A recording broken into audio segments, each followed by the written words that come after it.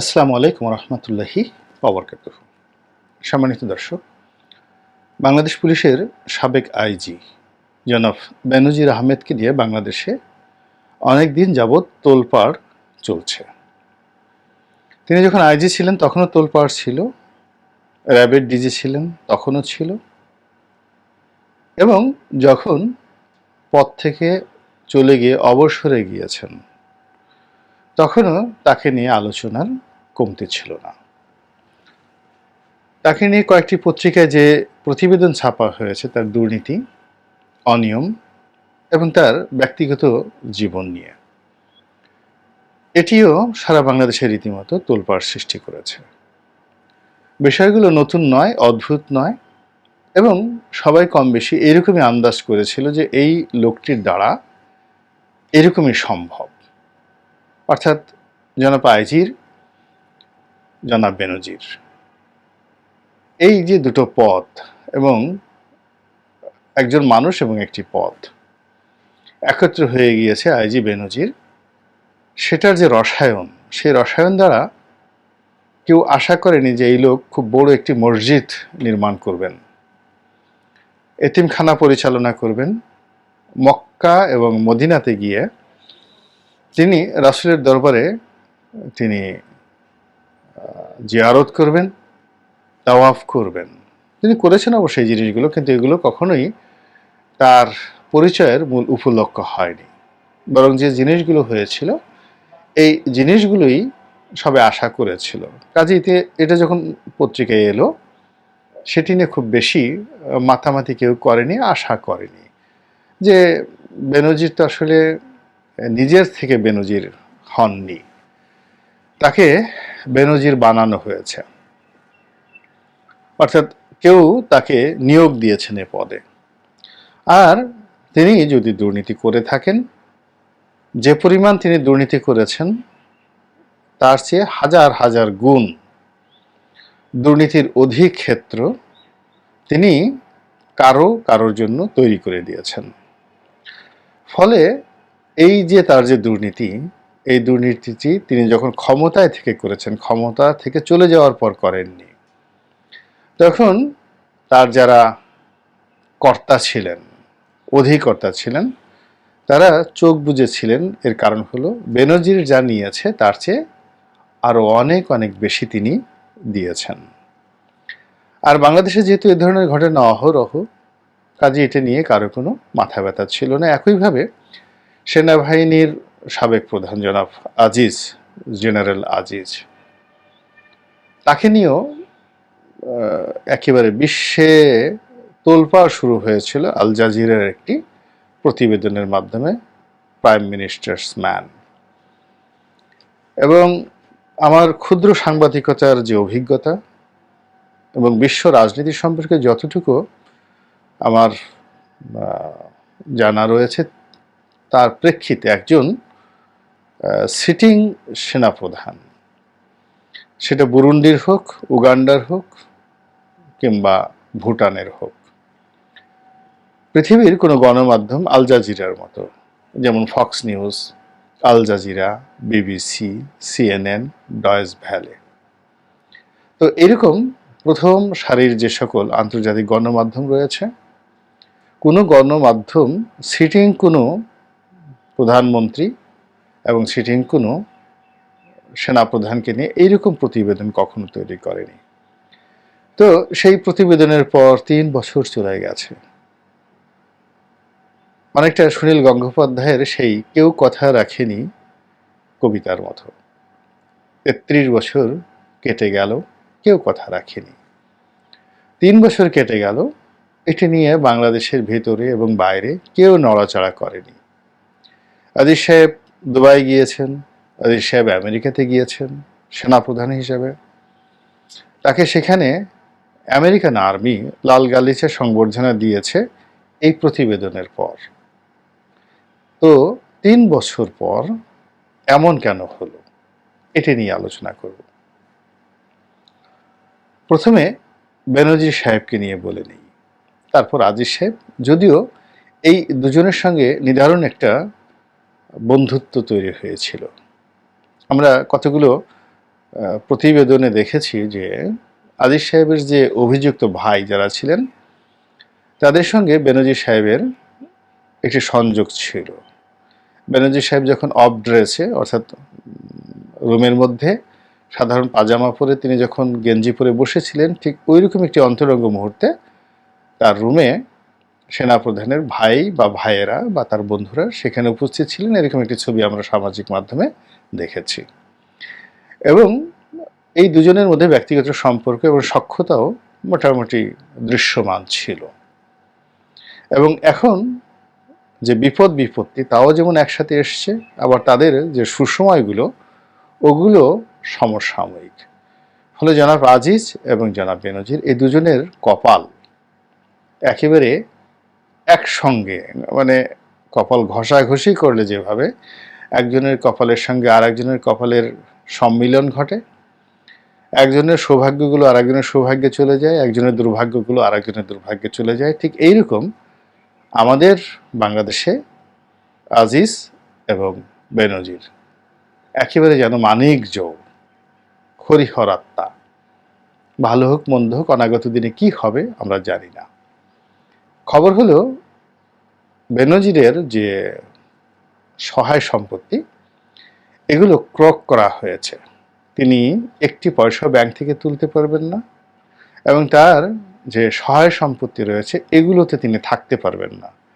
তার সেই সুখের প্রাসাদটি প্রায় 10,000 স্কোয়ার ফিটের বর্গফুটের গুলশানে তার যে মহামূল্যবান একটি অ্যাপার্টমেন্ট রয়েছে, যেটি তিনি হাতিল কোম্পানি থেকে বহু কোটি টাকা খরচ করে এটি তিনি সাজসজ্জা করেছিলেন। তো সেই বাসাতে তিনি হয়তো থাকতে পারবেন না। তিনি যে ভূমি ক্রয় করেছেন সেগুলোতে তিনি যেতে পারবেন না। তিনি যে রিসোর্ট তৈরি করেছেন সেখানেও তিনি যেতে পারবেন না। এখনো পর্যন্ত যদি হাইকোর্ট যে রায়, যদি হাইকোর্ট তার পক্ষে রায় দেয় সেটা ভিন্ন একটা কথা। তো এরকম এটা মনে হচ্ছে একটা বজ্রপাতের মতো, নিদারুণ একটি বজ্রপাত। এটি আমরা বাংলাদেশে কেউ আশা করিনি।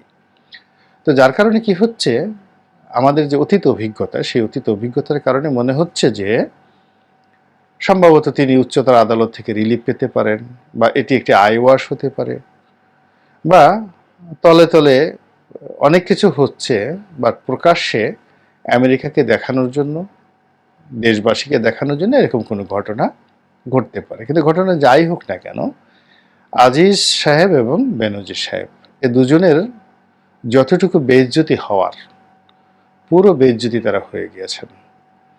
এখন তাদের যে জীবিত থাকা, এই জীবিত থাকার চেয়ে আল্লাহ রাব্বুল আলামিন যদি তাদেরকে মৃত্যু দিতেন, সেই মৃত্যুটি তাদের জন্য এবং তাদের পরিবারের জন্য, পরিজনের জন্য তুলনামূলকভাবে সম্মানজনক ছিল এবং স্বস্তিদায়ক ছিল।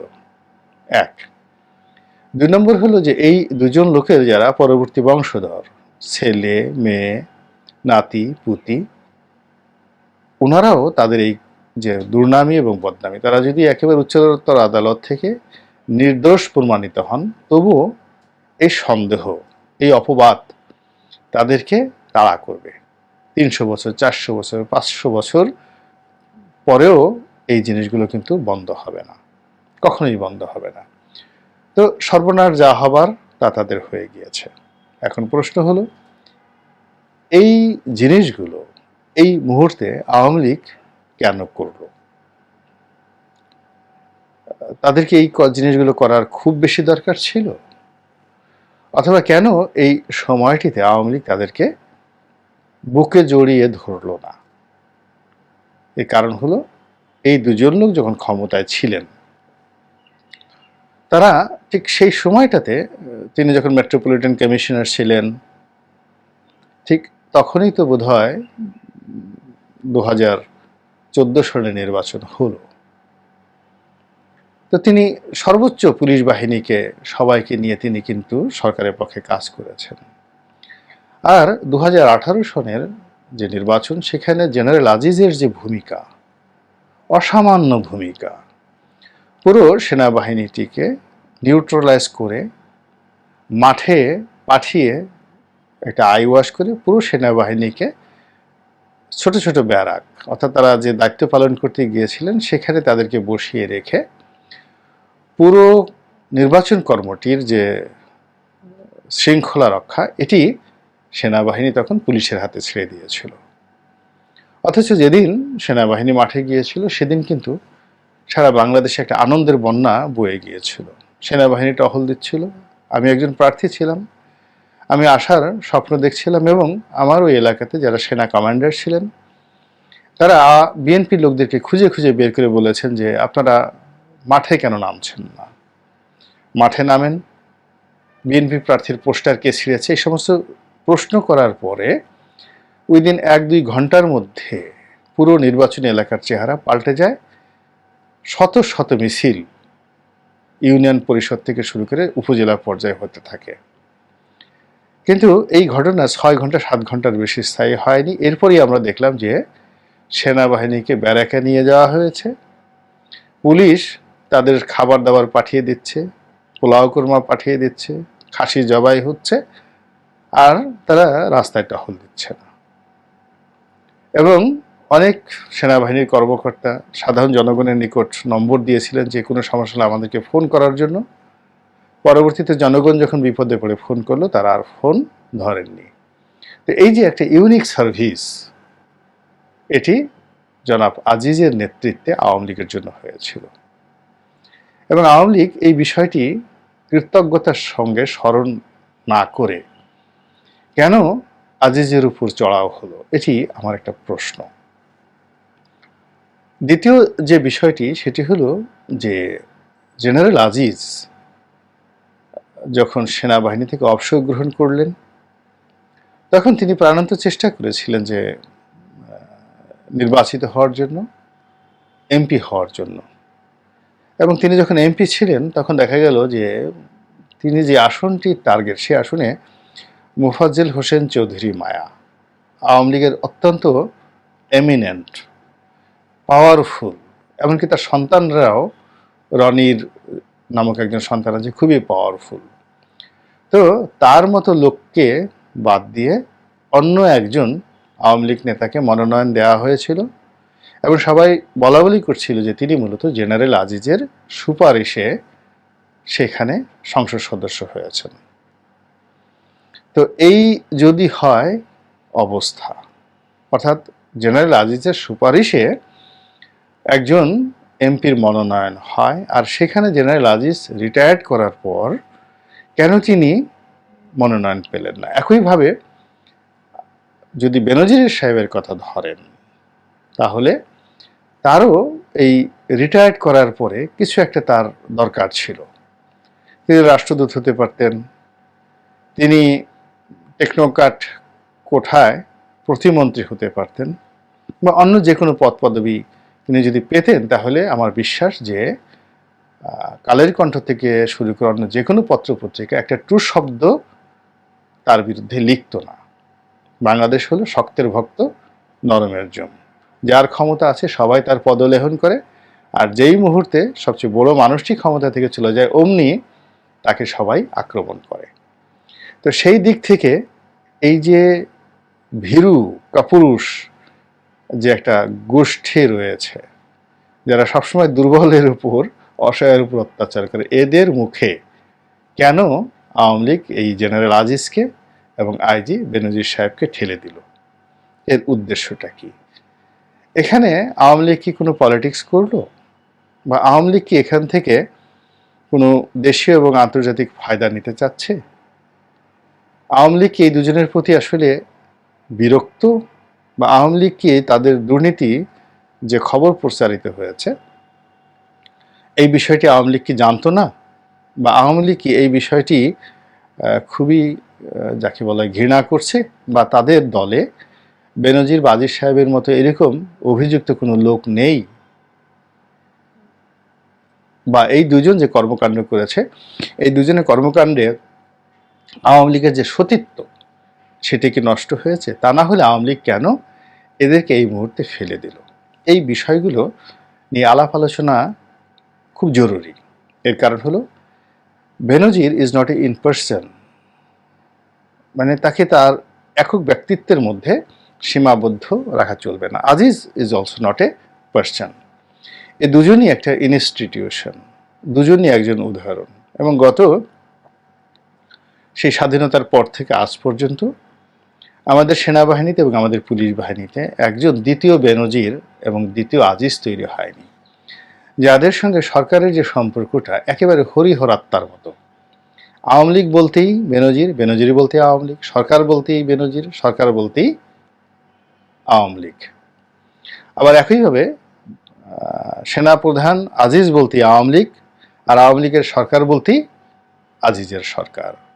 মানে তারা তাদের জীবন এবং যৌবন দিয়ে দলকে এবং সরকারকে একেবারে সমস্ত রাষ্ট্রীয় প্রোটোকলের বাইরে গিয়ে জীবনের ঝুঁকি নিয়ে, মরণের ঝুঁকি নিয়ে এবং সমস্ত লোক লজ্জা, মান সম্মান সব কিছু পায়ে মারিয়ে তারা কিন্তু শেষ মুহূর্ত পর্যন্ত আওয়ামী লীগের সেবা করে গিয়েছে। এখন এই সেবার মুহূর্তে তাদের এই বৃদ্ধ বয়সে, তারা উভয়ই এখন বয়োবৃদ্ধ, তারা এই হঠাৎ করে যে বিপদ এবং বিপত্তির মধ্যে পড়েছে, সেই সময় যদি তাদের সেই অর্থগুলো নিয়ে নেওয়া হয়, সম্পত্তিগুলো নিয়ে নেওয়া হয়, তারা খাবে কি? তারা যাবে কোথায়? তারা নিষেধাজ্ঞা প্রাপ্ত, দেশের বাইরেও তারা যেতে পারবে না, এমনকি ভারতেও তারা যেতে পারবে না, গ্রামে যেতে পারবে না। ঢাকা শহরে তাদের যে থাকার জায়গা ছিল সেগুলো যদি ক্রক করে ফেলে, তাহলে এই লোকগুলোর অবস্থা কি হবে? আওয়ামী লীগ কি তাদেরকে আত্মহত্যার দিকে ঠেলে দিচ্ছে? আওয়ামী লীগ চাচ্ছে যে এই লোকগুলো ইঁদুরের বিষ খেয়ে মারা যাক, কিংবা এইগুলো বদনার মধ্যে সেই হারপিক ঢেলে হারপিক খেয়ে তারপর তারা মারা যাক। তা না হলে এরকম সম্মানিত মানুষদেরকে এইরকম অবস্থায় ফেলে দেওয়াটা, এটা আমার কাছে কিছুতেই এগুলো মনে হচ্ছে না যে এটা কেমন যেন একটা উলট পালট ঘটনার মতো হয়ে গেল। বরং আওয়ামী লীগ যদি তাদেরকে আশ্রয় দিত, প্রশ্রয় দিত, তাদেরকে রক্ষা করতে, আওয়ামী লীগের কিছুই হতো না। যেখানে একটা পুরো ডামি ভোট হয়ে গেল এবং সেই ডামি ভোটের ভিত্তিতে একটা সরকার হয়ে গেল, যেখানে বাংলাদেশ ব্যাংকের রিজার্ভ চুরি হয়ে গেল, ব্যাংক থেকে যেখানে লক্ষ কোটি টাকা লোপাট হয়ে গেল, সেখানে বেনজির এমন কি করেছে বলেন? আজিজ এমন কি করেছে বলেন?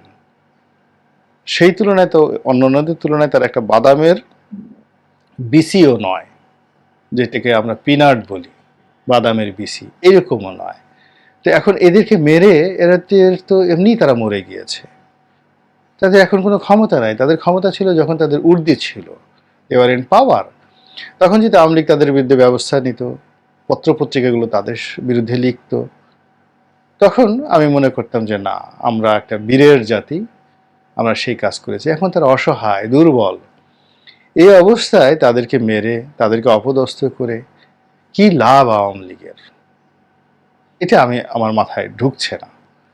2 নম্বর হলো যে, যেভাবে বেনজির সাহেবকে ধরা হয়েছে, একইভাবে যদি আজিজ সাহেবকে ধরা হয় এরপর, তাহলে এই সাসপেন্সটা, এই রোমান্সটা আরও নতুনভাবে মঞ্চায়িত হবে। কিন্তু এটা বেশি দিন থাকবে না, 1-2 মাস পরে থাকবে। তখন কি হবে? আজিজ এবং বেনজিরের যে এক্সটেন্ডেড ভার্সন, সেই ভার্সন লোকজন আশা করবে। যেমন শাহরুখ খান জওয়ান সিনেমা করল, বা 3 ইডিয়টস করলো আমির খান, কিন্তু জওয়ান বা 3 ইডিয়টসের পরে পাবলিকের যে আশা, আরও বড় সিনেমা, আরও সুন্দর, আরও চমৎকার। তো তদ্রূপ এখন বেনজির সাহেবকে দিয়ে বা আজিজ সাহেবকে দিয়ে যে নাটক, যে সাসপেন্স, যে ড্রামা, যে সিনেমা, যে থ্রিল, যা কিছুই বলেন না কেন, বা যে ন্যায় বিচার, যে সুশাসন, কিংবা যে ন্যায়পরায়ণতার যে দৃষ্টান্ত স্থাপন করার চেষ্টা চলছে, এটি কয়েকদিন পর থেমে যাবে। তখন জনগণ বলবে যে বেনজির বাবাকে ধরো, মানে বেনজির যে অপরাধ করেছে তার গডফাদারকে ধরো, আজিজ সাহেব যে অন্যায় করেছে তার গডফাদারকে ধরো, তার গড মাদারকে ধরো, তার গড সিস্টারকে ধরো, তার গড সানকে ধরো, পুত্রকে ধরো। এরকম মানুষের আকাঙ্ক্ষা বাড়তেই থাকবে। তখন এত মানুষের এত আকাঙ্ক্ষা নিয়ে আওয়ামী লীগ তখন আসলে কি করবে, এটাই প্রশ্ন। আল্লাহ আমাদের সবাইকে হেদায়েত দান করুন এবং হেফাজত করুন। আসসালামু আলাইকুম রহমতুল্লাহি ওয়া বারাকাতুহু।